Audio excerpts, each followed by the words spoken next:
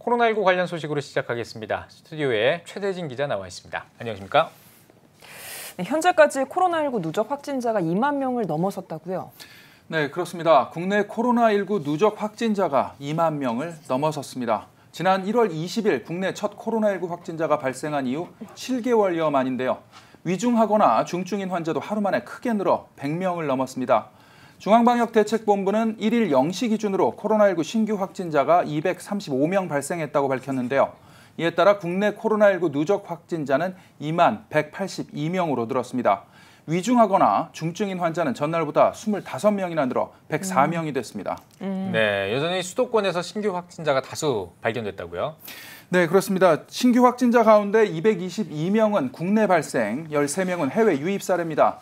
서울 93명, 경기 60명, 인천 22명 등 수도권 신규 확진자가 175명으로 다수를 차지했습니다.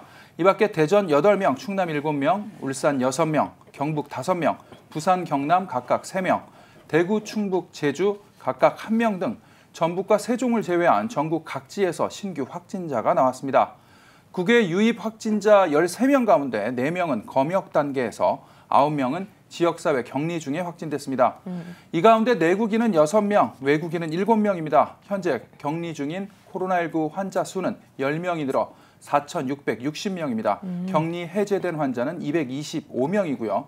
사망자는 추가로 나오지 않아 324명으로 치명률은 1.61%를 유지하고 있습니다. 네, 얼마 전에 저희 뉴스를 통해서 지역 맘카페 회원들을 포함해서 주민들의 민원으로 폐쇄가 된 파주 운정 참전교회에 대한 이야기를 전해드린 적이 있는데요. 이 교회 담임인 고병찬 목사가 파주시청 앞에서 1인 시위를 시작했다고요? 네, 참전교회는 확진자가 발생하지 않았고 방역 수칙을 위반한 적이 없었지만 지역 맘카페 회원들의 민원으로 지난 8월 21일부터 오는 9월 5일까지 폐쇄된 상태인데요. 1일 고병찬 목사가 파주시청 앞에서 1인 시위를 시작했습니다. 고병찬 목사는 확진자가 없고 방역법을 잘 지켰음에도 악의적 민원이 무서워 교회를 폐쇄한 최종환 파주시장이 공권력을 정의롭게 사용해 줄 것을 촉구한다고 밝혔습니다. 네, 이날 경기도민 연합회 이름으로 성명을 발표했다고요?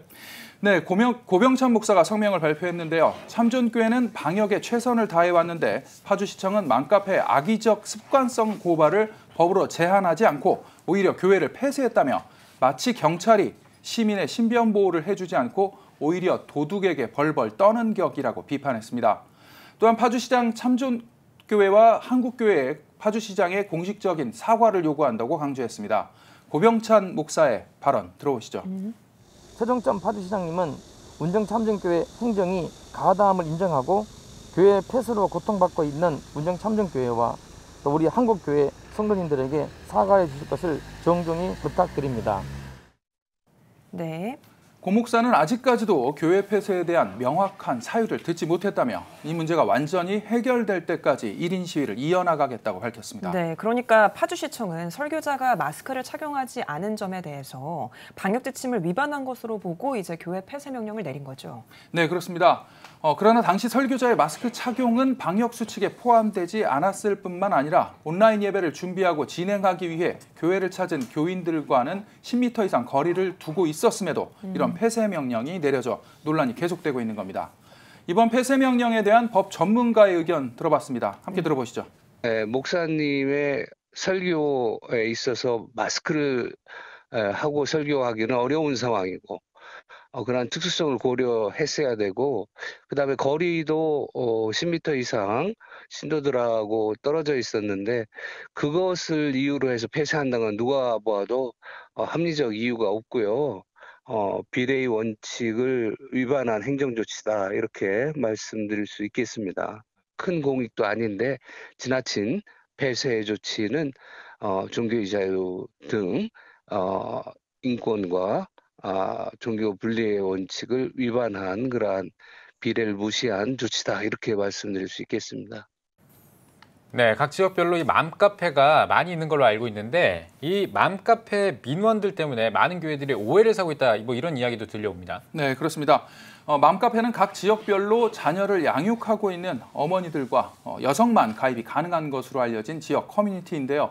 지역의 맛집, 학원 등 지역 관련 다양한 정보들을 공유하는 공간입니다. 지역사회에서는 상당한 영향력을 행사하는 커뮤니티로 알려져 있습니다. SNS 등이 그렇듯이 너무나 많은 정보들이 공유되는데 정제되지 않은 사실이 아닌 정보들도 이 맘카페를 통해 공유되는 경우도 있습니다. 물론 몇몇 교회들이 대면 예배를 강행하고 있는 것이 더 문제지만요. 대부분의 교회들은 정부의 방역 지침을 철저하게 지키고 있는 것도 사실입니다. 일부 매체들을 통해 정부의 방역 지침을 어기고 있는 몇몇 교회가 여러 매체들을 통해 보도되고 있는 만큼 지역사회 전반에 교회에 대한 불신이 더 커지고 있는 것도 우려스러운 부분입니다. 네, 한국교회와 성도들이 더 철저하게 정부의 방역 수칙을 따라야 할 것 같습니다. 최대진 기자 잘 들었습니다.